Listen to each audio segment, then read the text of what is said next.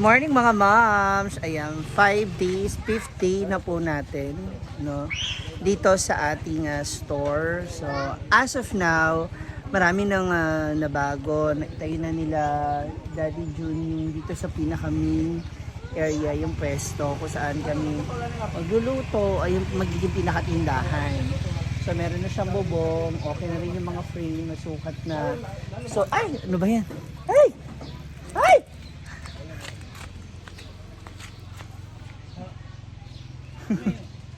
Kinilabutan ako. May insekto na lumapit sa akin. So, ayan na. So, inaayos na nila yung ano ng sukat ng para sa bubong. Mag-ano na lang tayo. Lagay ng plywood sa taas para hindi masyado mainit. Ha?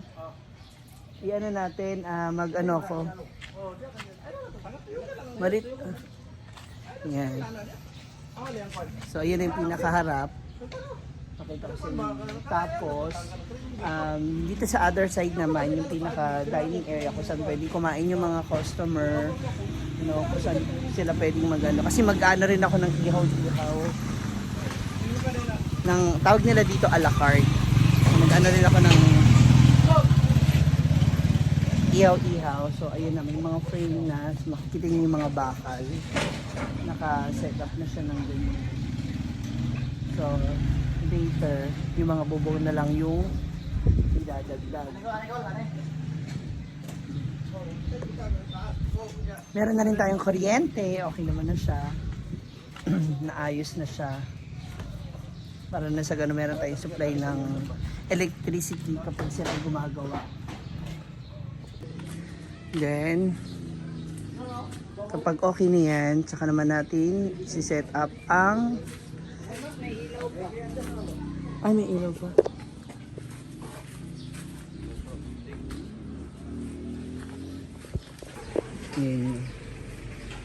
Kailan tayo magpaano ng deliver ng bukas na.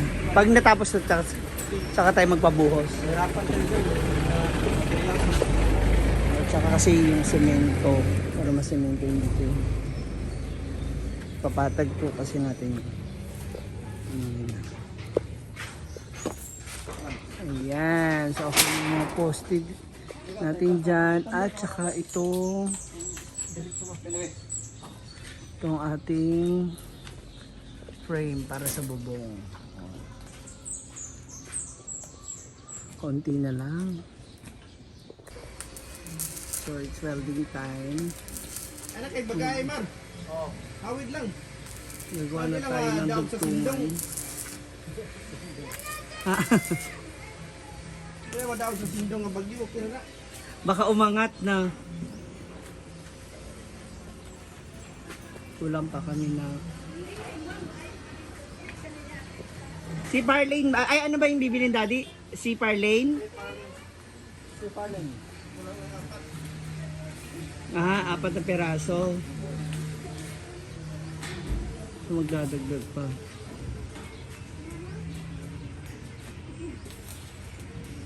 Tapos pintura pala di. Isang pinturahan natin to. Lahat. Pati yung kahoy. Isang galon. Bili mo na rin yung plywood na pang ano. Dapat pala yung sa loob no, yung uno. Bro, sabi ko sa iyo eh. Ano, mag-dubulol tayo? Oo. Dubulol tayo. Pero ilagyan namin sa loob. Oo nga, yun na lang sa loob. Tapos sa labas yung hardiplex. Anong gawin natin ito? Tanggalin natin lahat. Ah. Ah, hindi na siya maano ulit. Tanggalin natin. Dupin tayo, trabaho. Pero yung sabi, tanong ko sa iyo, ano, mag-dubulol tayo. Kasi kung mag-dubulol tayo, diretso, ito ang sa loob. Kasi ang plano ko ito ang sa loob. Hardiplex sa labas. Kasi para kahit mabasa, no? Oo. Kasi yan siya, itong pwesto na to, dito siya. Itong pwesto na to, dito siya. Ito, right, so yung ganun lang. So tanan sa loob, mayroon ng plywood. Ah, sige, plywood na lang muna. Mabasa eh. Eh, Kasi, kasi, may bubong naman siya. oo, hindi, tsaka, kaysa gibain ulit. Hindi mo nagabain. Tanggalin lang ang plywood. Balik sa pasok sa loob. Eh, ano na yun eh, nakasukat na eh. Ganun lang din ang sukat. May butas na yan eh. Ganun lang din ang sukat. Mawala naman ang butas. Yung aplasan ng ano. Mm. Magkano ang hardiplex? 330 yan. 300 kapit. So ilang hardiplex yan? Lahat? Dito lang. Isa, dalawa, apat, lima. Ano naman eh? 6, 7. Siyap. Mga tao dito lang. Mga nga eh. Unom. 7, 8. Siyap. 10. 12. 12 peraso. Magkano isang hardiplex? 300 kapit. Buta tala minimum 400. So, 4,000, 5,000 halos. Eh. Higit pa 5,000. Plywood muna. Baka mami wala na akong pansahod sa inyo. Bahala kayo. Yun na lang eh. Gawin mo na lang. Pag may pambili tayo ng hardiplex, tanggalin natin isa. Dito lang. Banda. O tanggalin natin. Lipat natin sa loob. Lagay natin hardiplex. Pag next month na naman ng sahod mo, hindi ka naman ng hardiplex. Tanggalin natin dyan. Pasok dyan sa loob. Gano'n na lang. Kasi depende lang sa ano eh. Kasi hindi man natin yung bang Masabi. galaw natin, di ba? Kung minsan no, madali tayo. Delikado kasi ang Italian. So, magalit. Hindi, ano pa rin yan ng plywood pa. Oo, pero Sige, ano pa rin siya. double walling double pa natin bro. Ilipat natin. Di, ang bilhin natin sunod. Hardiplex na para ilipat sa labas. Sige po.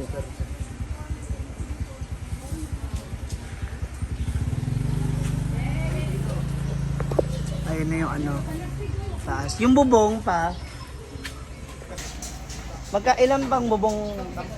10 ulit. Hindi na natin gamitin yan yung luma. Hindi na natin gamitin. Kaya makakunin ng may-ari. Si? Siya pala yung may-ari. So kulang pa ako ng yero. Whew! Kaya mga moms, huwag nyo skip yung ads, please. Pakiusap ko sa inyo. Huwag nyo skip yung ads. Tapos panoorin nyo ulit ito. Ngayon, tas bukas, tas sa susunod na araw ulit. Para ano tayo, bawi. Ay, ako, kaya. Mababawi natin to, kaya yan. Kailangan lang talaga pakatutukan ng business. Para na sa ganun, hindi mabaliwala lahat ng gastos, yung pagod, yung effort, di ba? Kaya naisip ko na maliban sa breakfast tsaka sa lunch, sa snacks or sa tanghalian pa lang, mag-aano na ako ng mga a la carte o ng mga ihaw-ihaw rito para nasa ganun meron din tayo ibang paninda. School supplies will do. May mga tinda rin sila naman itong school supplies. Yung mga nagsasuggest po ng printer at saka Xerox. Actually maganda talaga yun kasi alam ko na ano yun ng mga tao dito, ng mga, especially ng mga estudyante, no? Kaya lang, the problem is, wala pa tayong printer. So, yun ang inaano ko, yung printer with photocopy na rin. So, hanapin natin, titingnan natin. Mag-estimate muna tayo. Magbabudget, subukan natin kung saan tayo makakamura o makakahanap ng mura pero magandang klase naman yung print at saka photocopy. Ito na yung additional C-Parlins natin para sa dito sa gilid. 4 na yan? Ay, magkuha pa. Yung additional 4 pieces pa na ilalagay dun sa taas. Yan. Para sa ganun mamaya, yero na. Yung yero pa, mamaya din. Yero.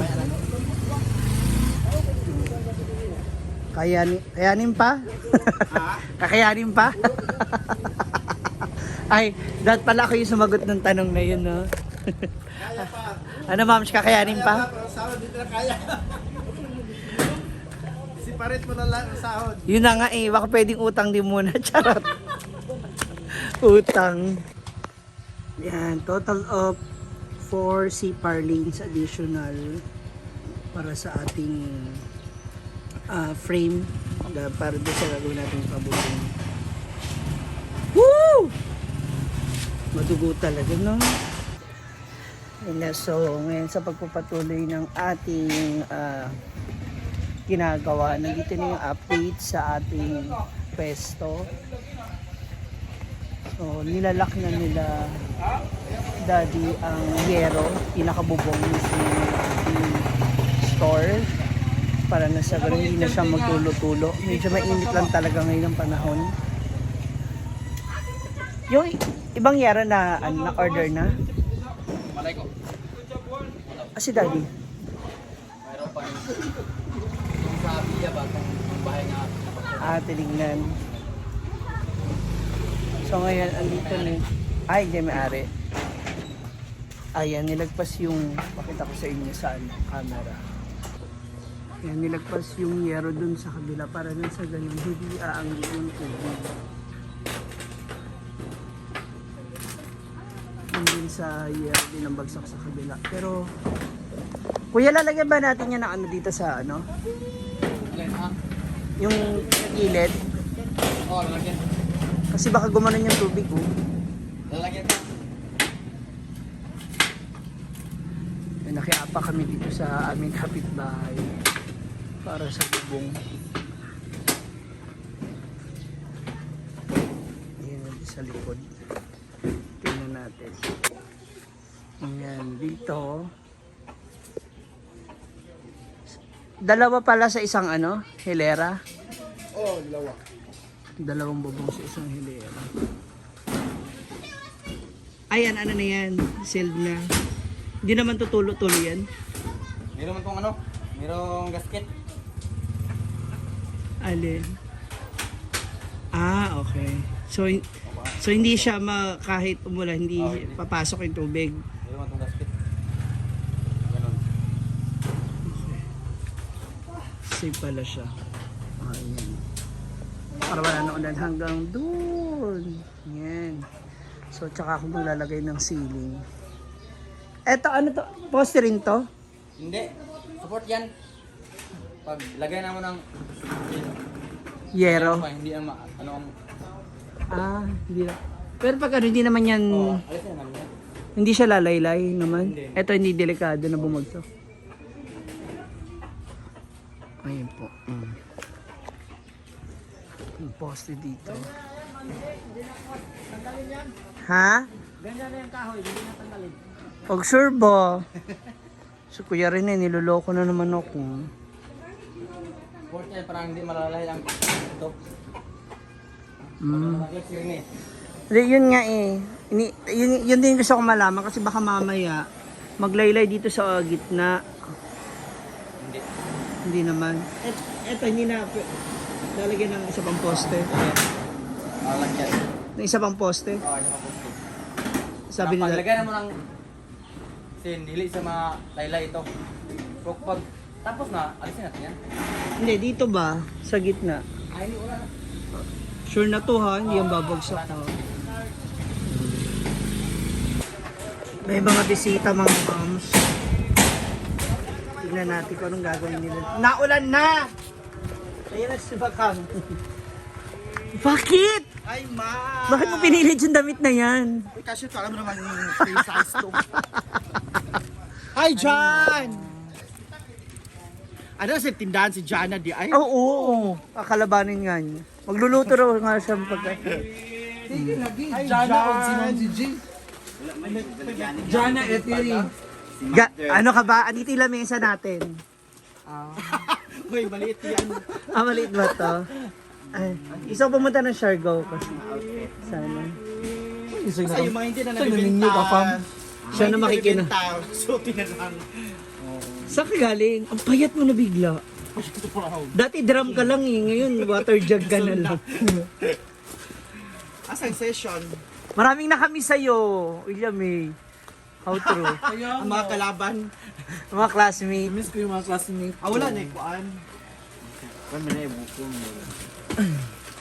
May ikuan ka para dito may kompetensya ka.